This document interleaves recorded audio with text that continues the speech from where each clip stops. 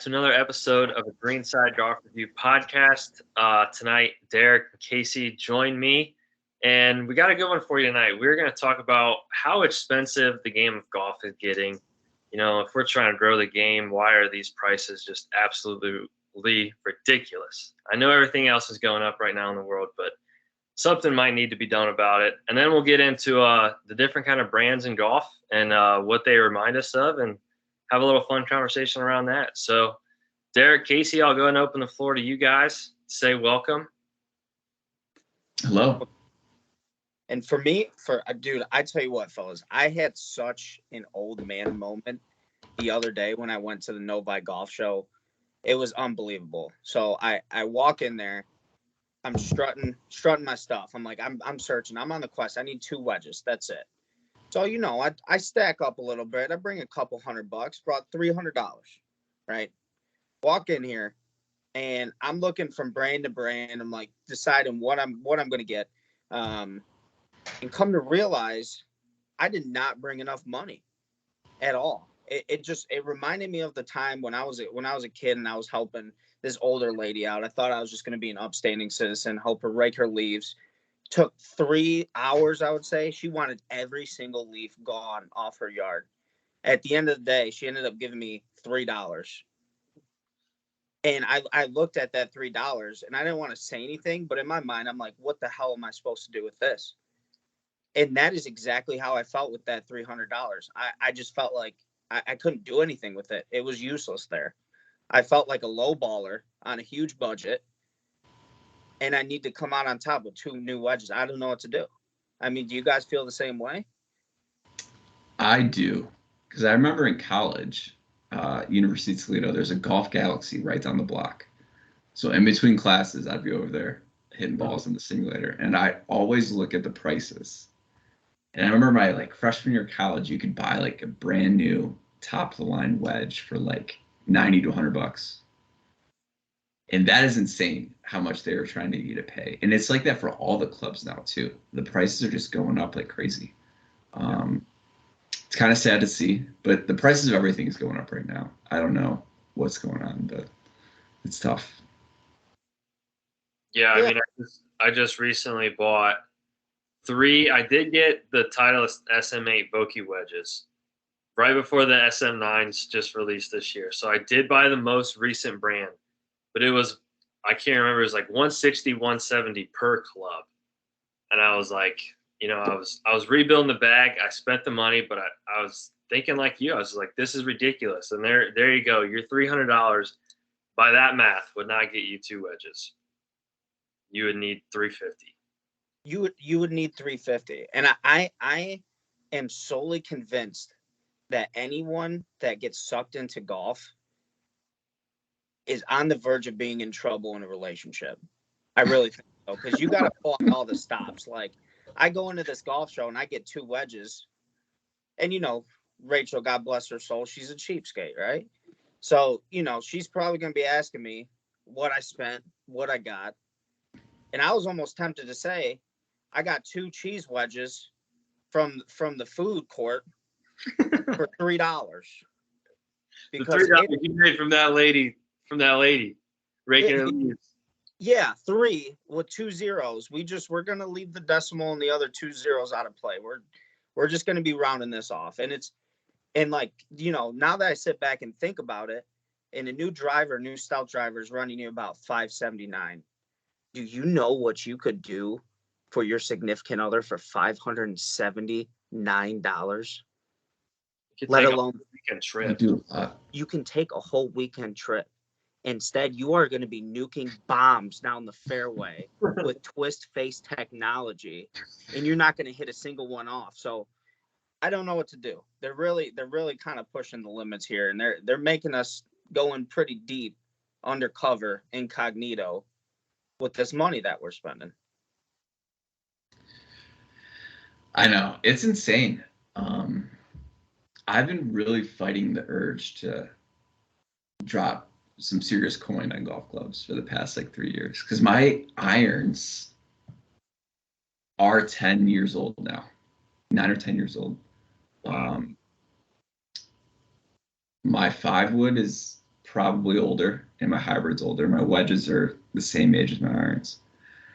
So I've been really, I need to. I think it'd help my game out a lot if I got some new clubs, but it's just so expensive. Like you said, you need to really do it right. You need like probably $3,000. Right. Yeah, I bought a putter, and it was like $150 last year, and I was like, wow, that's insane. And the prices have probably, like you said, gone up even a lot from last year to this year. Oh yeah. Yeah. It's just sad because like I feel like people are getting in the game now a lot more than they were, and now they want to go buy new clubs, and then they're gonna have to pay like $3,000 to go do it. It's tough. But like you said the other day, Derek, eBay, it's the Huge. way. Yeah. Huge. That and there's a lot more direct to consumer golf brands out there. I know that there's a couple. So like when I went to go get my irons fitted, they tried putting me in some Titleists. There was like this special thing that they did with the shafts to make it like basically solid throughout the whole shaft, so there weren't any weak points. I think it was like tipping or some goofy phrase, and it came out saying it was about $1,500 for all this. So I ended up going and getting my Ben Hogan clubs, which is direct to consumer. So what that does is that pretty much lowers the retail price of them because they're not going through any third party dealers. So I know that there are a lot now. Ben Hogan's one of them. I want to say that there's one called Sixth. There's also new irons called New Level, I want to say, mixed clubs. So there are a lot more coming out that are pretty solid quality, but it's just like wearing clothes, right? You want to have that brand. You want to have that logo that everyone's like, oh, this dude's sweet. Like, oh, he's got some TaylorMade clubs. Like, that's sick. Everybody looks at my Ben Hogan's and they're like, where'd you get those from? Like, they don't sell them in retail stores. Like, what is that? But I love them. I mean, they're great clubs, the best irons I ever swung. So it's just a matter of either eBay.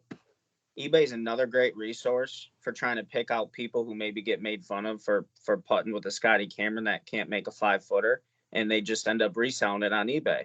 Snag you up a good deal, save some money. Yeah, it's really the way to go. Yeah, I know Callaway's got that like refurbished website. They have like refurbish their clubs, and it's a whole other site separate from their normal site with like their new clubs, where you can go on there and just like grab the best deal for whatever club you're looking for. I got a wedge off there one time. It was really cool. Like broke down the loft, the bounce, everything. Huge list of clubs. So that's another good way to probably find a good deal. Yeah. There's and there's also like Second Swing, too. Second Swing's another great resource online. They actually rate their clubs based on condition, so you can buy pretty much like a more used product that's going to have a little bit more, nicks and dings on the face, which is nothing too substantial. I mean, they're not going to say you broken club, but it's just a matter of, hey, do you want to be showing your buddies, oh, I got this new club and it's got a couple scratches and nicks on the bottom. And that's basically going to be the only thing. I mean, they're a trustworthy site. Prices are pretty damn good. So, I mean, realistically, it's just a matter of like, do you want to buy that used car? Or do you want to buy a new car to show everybody? It's pretty much the only difference that I feel like I see on that. So, yeah, it's definitely one of those things. Everybody wants new stuff. That's for sure. Everybody always wants the new brands, the new hot stuff. We're here to tell you, you don't need it. You don't need it, baby girl. Your swing will be just fine. Put that little scratch cosmetic 3-wood in the bag. I promise you, you'll hit it just as bad as you do that new one that you're going to buy for $500. It's not bad. It's not bad. Speaking of brands, what are some of your guys' favorite brands? It depends. It really does. I think over the years it's changed. I think for me, I used to be a huge TaylorMade guy. I had TaylorMade everything. I feel like TaylorMade has come into the spotlight as the new young kind of hip brand for everybody. They come out with awesome videos every couple months where they got like DJ, Rory. They even had Tiger on a couple features. Matt Wolf, all these people doing challenges, and I think that's keeping them in the game for sure. They come out with unique clubs every year. I know they dabbled with the raw face. They obviously twist face. The Stealth has like that new carbon wood. outfit. Yeah, like that wild face. So I used to be a huge TaylorMade guy. I didn't really like the way that they shifted with their drivers. For some reason, their driver heads just seem so big for me now. So I've kind of transitioned. I've kind of been more towards Titleist actually the past couple of years. But what about you guys? I would agree with you on that. Whenever I would go and get fit for a driver, the TaylorMades just never felt good to me. The way with the Sim, they like had that little slit on the bottom. The way it laid on the ground, the big head, never worked for me. I'm a Callaway guy when it comes to drivers. I had one. I don't remember the name of it, but the one I got now is the Epic Flash, and I love that thing. Really changed the game for me. When it comes to, I got some old woods in the bag. I got Cobra 3 wood and a 4 hybrid. And then I got new Strixon irons last year. I'm loving those. Got fit for those. And then the Vokey wedges. I absolutely love the Vokey wedges. Yeah. So I got a little mix in the bag when it comes to one of my favorite brands. Other than like loving a Callaway driver and the Vokey wedges, whatever is just gonna work for me. Right. I like that. Yeah, I think it's different for every club. I mean, once you get over that phase of kind of being like a brand whore, you started venturing out into like a bunch of other stuff, and you realize you're like, hey, I don't need to have TaylorMade irons and a TaylorMade driver. Right. It's whatever looks best, whatever you're the most confident over is the thing that you need to go with. Because my bag is completely assorted at this point, and I couldn't be happier with the clubs that I got. I agree. I have a old, it's like 4 or 5 year old Titleist driver. I don't remember the name of it, but it's 4 or 5 year old model. And I really like that. And before that, I had a Nike Mach Speed driver that I absolutely loved. And people kind of hate on Nike clubs, but I loved that driver until it broke. And you were there when it broke, Derek. The hosel on it broke, and it was an adjustable face. So when I would swing it, the face would swing open or closed, and you could hear it when I swing back, and it would like start just like creaking, and I could feel the faces shut or leave open when I was swinging through. So it would. You have no control. And I was just hitting it. I could not hit the ball straight for like a week or two. I was like, what's going on? And then I started messing with it, and I saw the head going back and forth too. That's a roulette wheel right there. Yes. You are playing roulette. But I love that driver. I Woods. I have a TaylorMade burner from like 2006 that I absolutely love. I really like TaylorMade's fairway woods. Like you guys said, I'm not a big TaylorMade driver, but I think they make really good fairway woods. I have a Ping hybrid that I really like. I got Cleveland irons. Love those things. Vokey wedges. I think they're the best in the game. And I got a Ping putter. I've always loved Titleist irons, though. The AP2s, those things were amazing. One of my friends in high school had them, and he would let me hit them sometimes. They were just so smooth, so smooth. But, yeah, they're very reliable. And I think it just, like I said, it's just a mixed variety at this point. Like it really is. It's just all based on preference, comfortability, and all around. It's just you really got to get out and test them. You got to figure out what's right for you. And I think the one thing that's so unique about golf is that when it comes down to it, it's like say you take baseball for instance.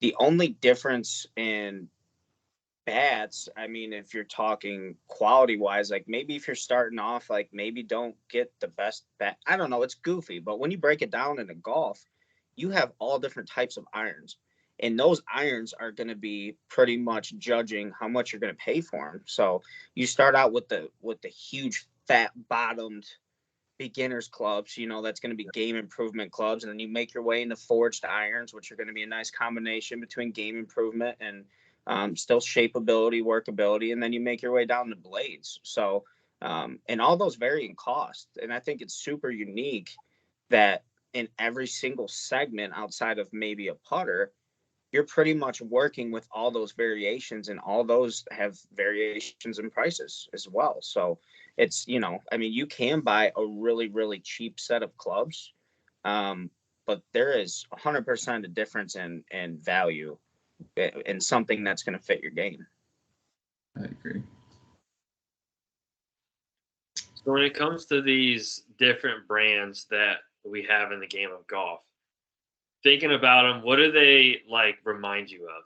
If you're thinking about TaylorMade, if you're thinking about Callaway, what's like the first thing that comes to your mind? TaylorMade's just the jock.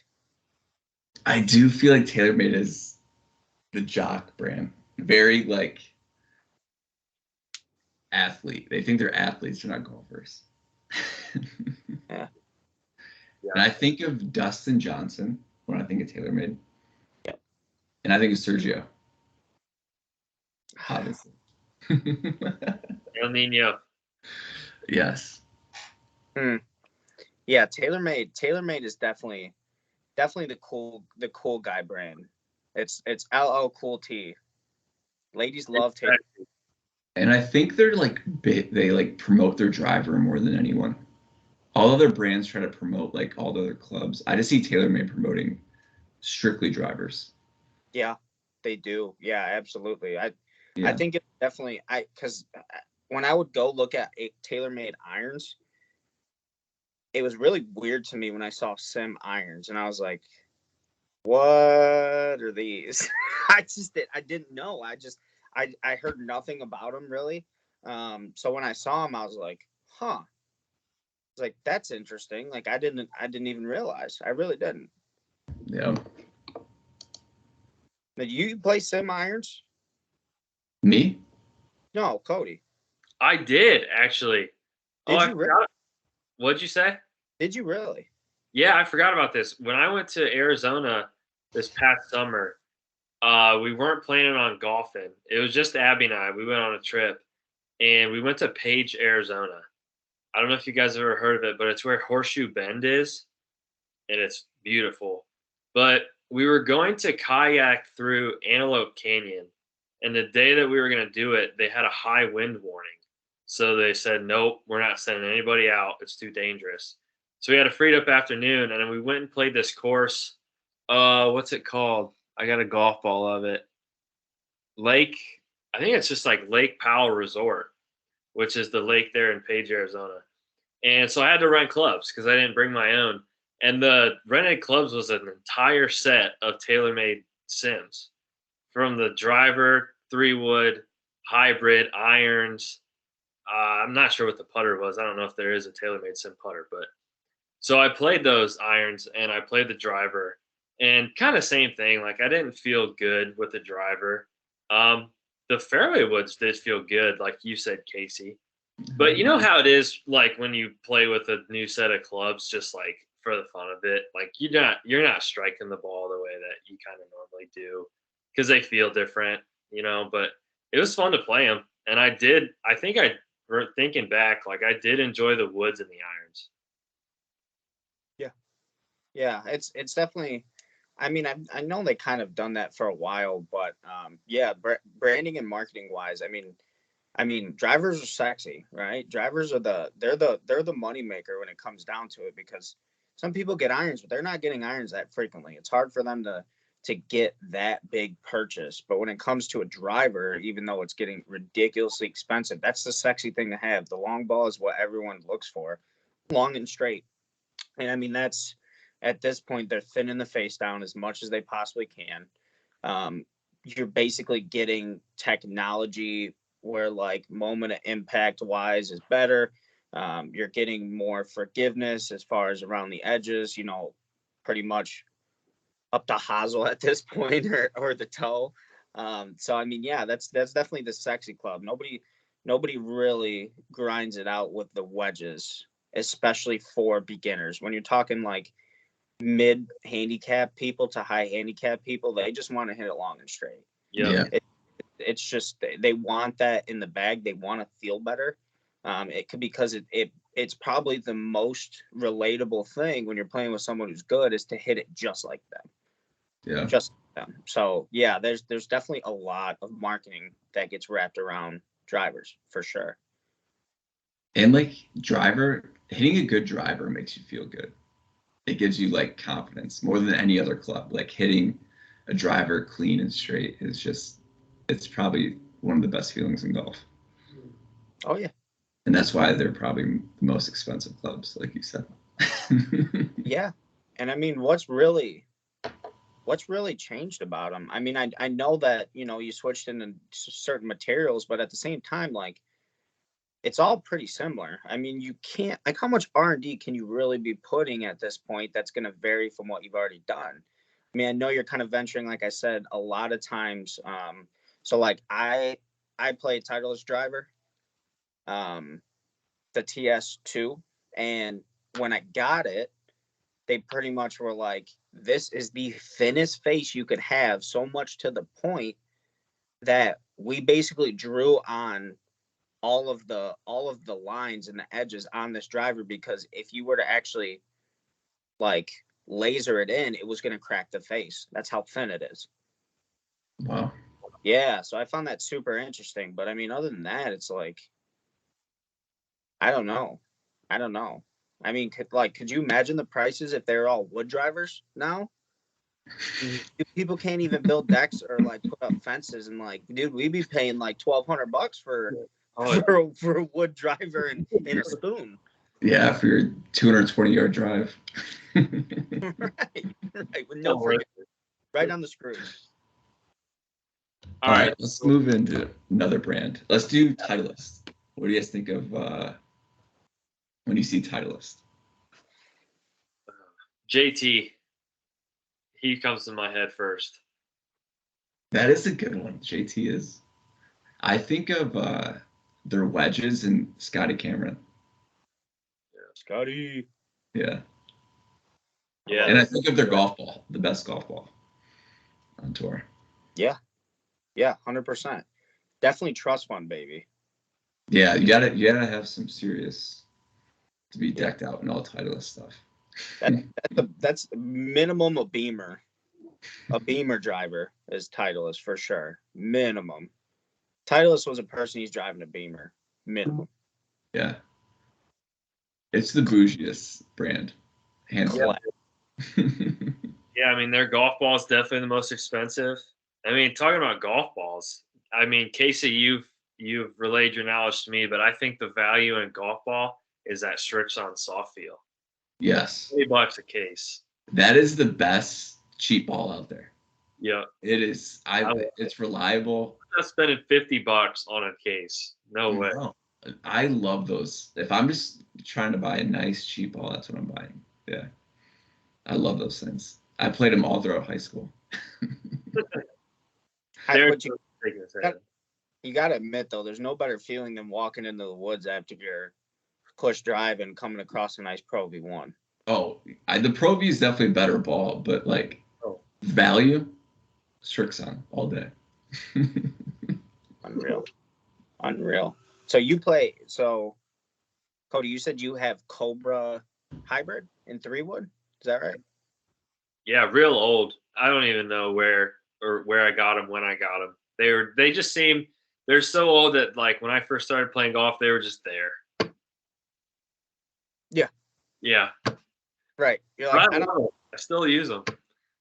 Right. You're like, I don't know how these came about, but they're here. Let's work with it,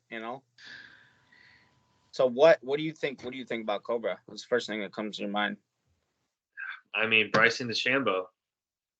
I feel like he's the only player on the tour who plays Cobra. Does Ricky? Yeah, I was gonna say Ricky. I think of Ricky. Yeah. Did you see that they came out with last year, by the way? What? Did you see the Ricky prototype irons they came out with last year? Oh, how thin they were? Dude, yes. The copper colored ones, holy. They were like that. They were so thin, so thin. Who do you mark that? That's a collector one. So that was like what is it? What do they call the Tiger irons? It's like the TW7Ps, I think it was, that they came out with, where it's like a collector's edition. It came in a box. Like, what do you do with the Ricky ones? Because even like Rick Shields did a review on it, and they were like, these are impossible to hit. And he's no chump. No, that's insane. That I gotta find a picture of those, because you're right. It's almost like it's not a piece of paper, but it's like the stack of Post-it notes. It's that thin.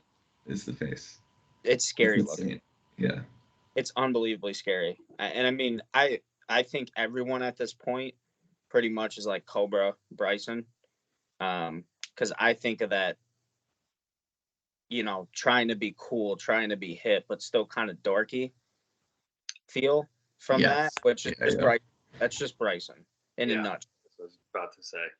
Yeah, I mean, there's not much you can vary from that. I mean, Casey, I'm assuming yours is pretty similar to that. I do, and I think one of the first drivers I had was a King Cobra metalhead driver, and it said Mister on it. And then the 3-wood had the King Cobra and the snake, and it said Mrs. on it. And that's what I think of, like the King Cobra drivers, like the old, like just metal steelhead drivers. That's what I think of. That is awesome, with the old school logo on it. Yeah, it's like the snake. Yeah. Yeah. It's good. Yeah. I think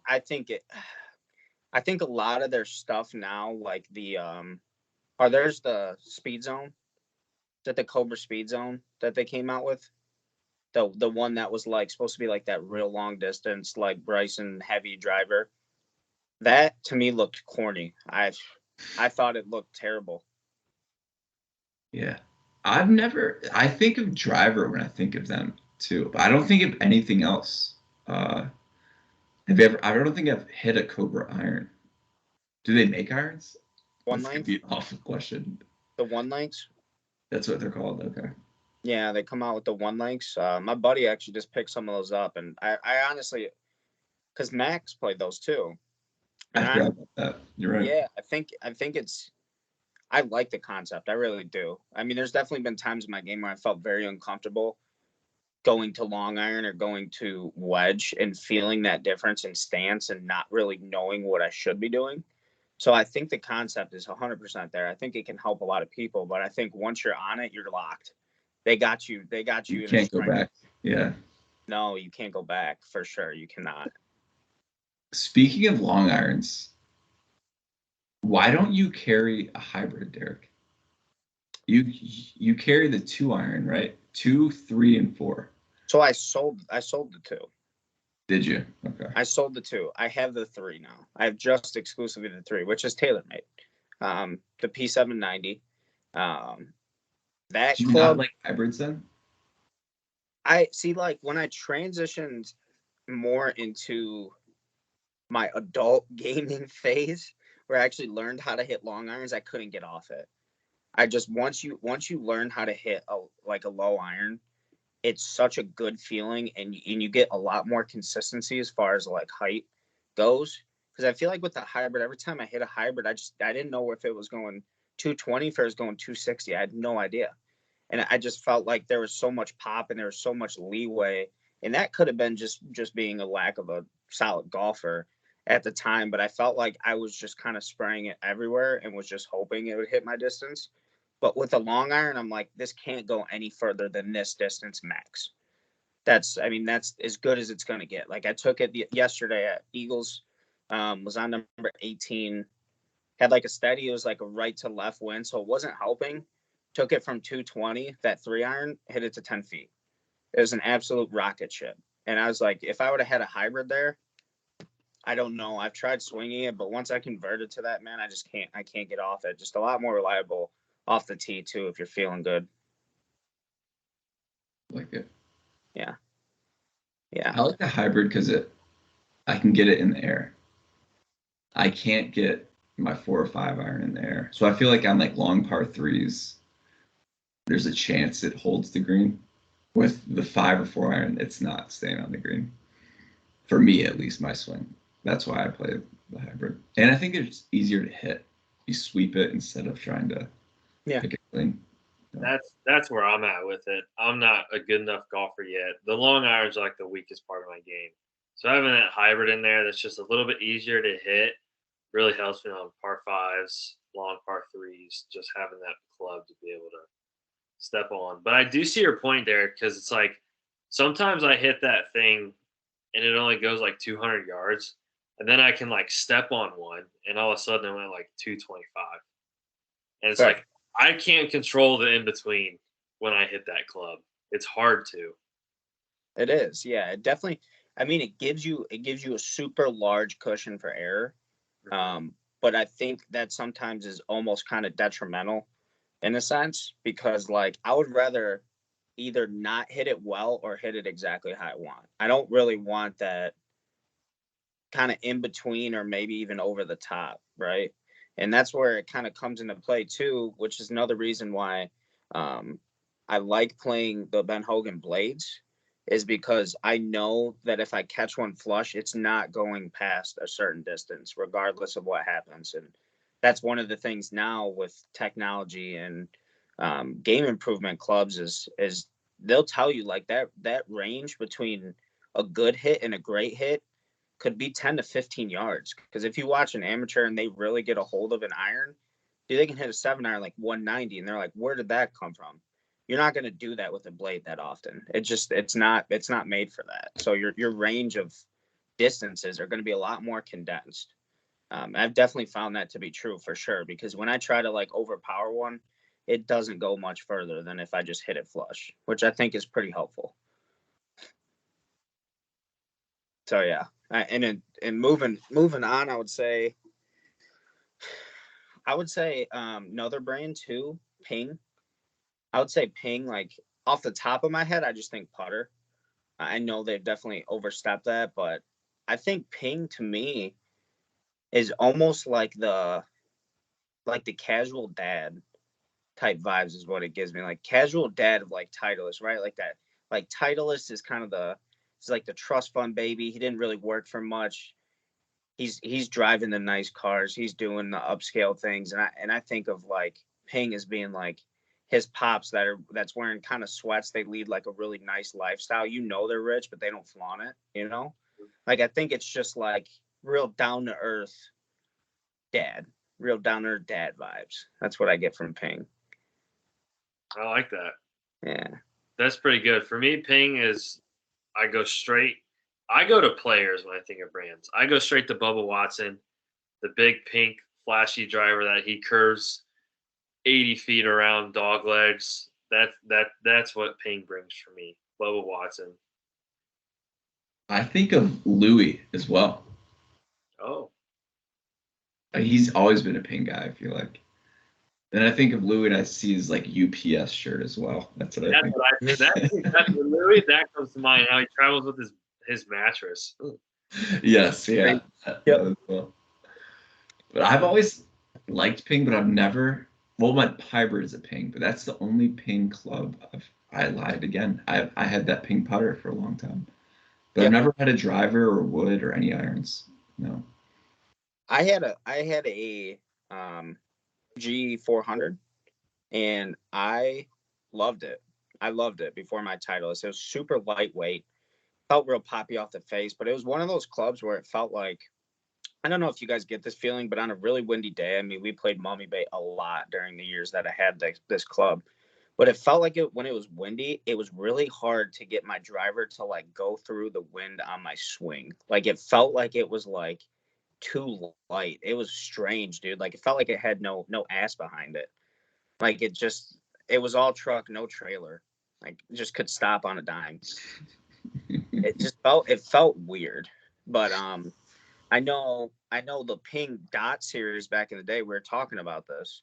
Um Cody, you remember the old school Ping Dot irons? They had the different colored dots on top. Yep. Yeah, so I don't know if you're aware of this, but that was actually based on lie angle. So whatever dot you had was either upright or neutral, or yeah. So that was like super innovative. I don't think too many people really knew about it because they're like a family owned company, so they're not like this huge corporate entity as much as like everyone else. So I don't know if they just pushed it as well as they could have, but I thought that was super cool to figure out because like, dude, I had no idea. I just thought they were different, like Colors. yeah, dude. Like I don't know. I thought it was sweet. I mean, it sounds kind of geeky, but it's cool that they almost fit that to your game without fitting